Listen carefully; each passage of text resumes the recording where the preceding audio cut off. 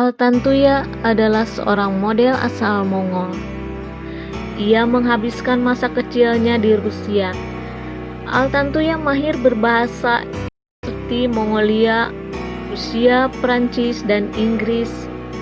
Bahkan Altantuya mengambil sekolah keguruan karena mengajar adalah salah satu passion hidupnya. Pada tahun 1990, Altantuya kembali ke Mongolia dan menikah dengan seorang penyanyi bernama Madai. Dari hasil pernikahannya ini, Altantuya memiliki seorang anak pada tahun 1996. Namun tak lama kemudian mereka bercerai. Anak Altantuya kemudian tinggal bersama orang tuanya Altantuya. Pada tahun 2003, Altantuya kembali menikah lagi dan mempunyai seorang anak. Sayangnya, dia kembali bercerai dan anak itu tinggal bersama orang tua Altantuya. Setelah bercerai, Altantuya pindah ke Prancis dan belajar menjadi model di negara itu. Sejak saat itu, Altantuya mulai aktif menjadi model paruh waktu sembari menjalankan bisnis perjalanan wisata kecil di Mongolia. Pada tahun 2005, Altantuya pindah ke Hong Kong, dan di sanalah ia pertama kali bertemu dengan Najib Rajak.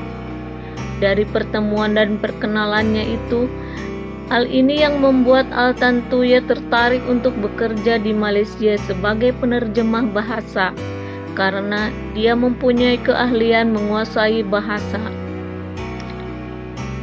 Hal inilah yang menjadikannya pengalaman hidup Altantuya yang kemudiannya menjadi berita besar di negara jiran tersebut, di mana seorang model asal Mongolia tewas terbunuh dengan sangat keji.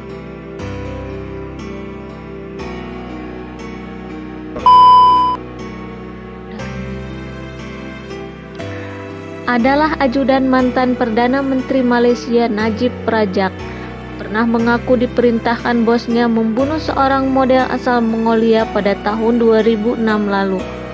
Ajudan itu bernama Ajila Hadri.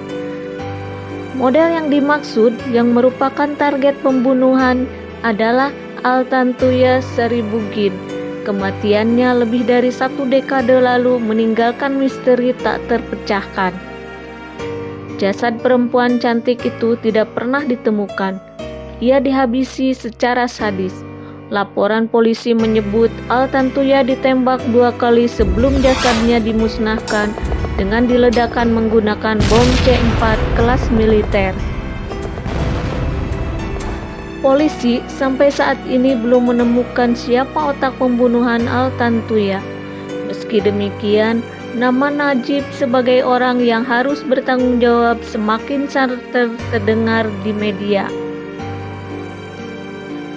Kematian misterius wanita asal kelahiran tahun 1978 itu bermula saat dia tiba di Malaysia tahun 2000-an lalu. Ia pergi ke negeri jiran usai gagal meniti karir di dunia modeling. Altantuya pernah sekolah model di Paris. Walau karir modeling gagal, Altantuya memiliki kemampuan fasih berbahasa di dunia. Ada beberapa bahasa yang dia kuasai, diantaranya Rusia, Cina, Inggris, dan Prancis. Kepiawaian bahasa inilah yang membuat dia memutuskan untuk menjadi penerjemah. Pekerjaan ini pula yang membawa Altantuya menginjakan kaki di Malaysia. Setibanya di Malaysia, ia bertemu dengan Abdul Rajak Baginda, yang merupakan ahli keamanan dari lembaga think tank Malaysian Strategic Research Center, yang ketika itu menjadi penasihat Najib Rajak.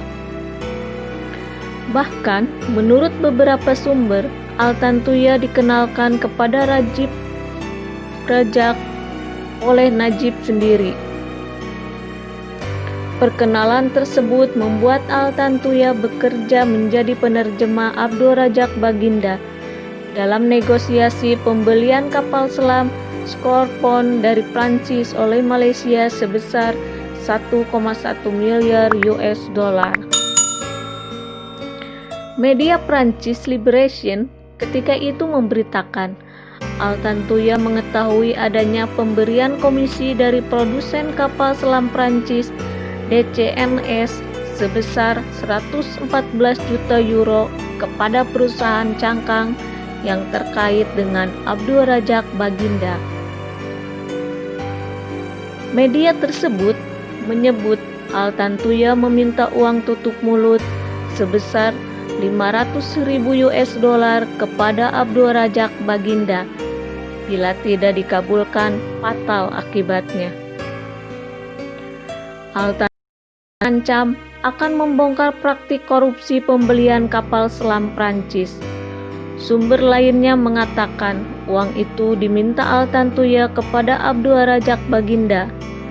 Jika tidak, dia akan mengungkapkan perselingkuhan mereka ke istrinya. Setelah peristiwa itu, pada tanggal 19 Oktober 2006, Al-Tantuya dikabarkan hilang. Polisi Malaysia langsung mencari di mana keberadaan wanita itu. Hasilnya, polisi menemukan sesuatu hal yang sangat mengejutkan. Mereka menemukan serpihan tulang di hutan dekat Subangdam Puncak Alam Shah Alam. Pemeriksaan DNA menyebutkan itu adalah tulang Al-Tantuya. Penyelidikan menunjukkan Al-Tantuya ditembak sebelum diledakkan dengan C4. Penemuan itu membuat polisi bergerak cepat. 2 tersangka ditangkap. Mereka adalah polisi yang jadi pengawal dan ajudan Najib Razak, yaitu Ajila Hadri dan Syirul Azhar Umar. Dalam penyelidikan muncul nama Abdul Razak Baginda dan Najib Razak, juga istrinya yang bernama Rosmah Mansor. Karena Najib saat itu menjadi Perdana Menteri, ia dan istrinya dinyatakan tak terlibat. Pada 2008, giliran Abdul Razak yang dinyatakan bebas. Sementara itu, Ajilah dan Syirul divonis hukuman mati dalam kasus ini. Setelah divonis, Syirul kabur ke Australia dan di sana Syirul mengatakan hanya kambing hitam dan pembunuhan itu diperintahkan oleh seseorang yang tinggi jabatannya. Dia juga sempat menyebut keterlibatan PM atau Perdana Menteri yang merujuk kepada Najib ketika dia memimpin. Namun, pernyataan itu dianulirnya, diduga akibat desakan beberapa pihak ataupun ancaman dari pihak-pihak tertentu. Itu satu-satunya kejahatan saya. Saya tidak punya catatan kriminal lain sebelumnya. Karena itu, saya ingin membantu pemerintah baru apa yang sebenarnya terjadi jika pemerintah memberikan saya pengampunan penuh, kata Syirul. Usai Najib lengser dari jabatan Perdana Menteri pada tahun 2018 lalu, Mahathir Muhammad berjanji membongkar siapa pelaku utama pembunuhan sang model. Seruan dibukanya lagi penyelidikan kasus ini juga disampaikan oleh Presiden Mongolia Rasulullah Khalifah dalam ucapan selamatnya kepada Mahathir Muhammad yang memenangi pemilu. Demikianlah video kali ini.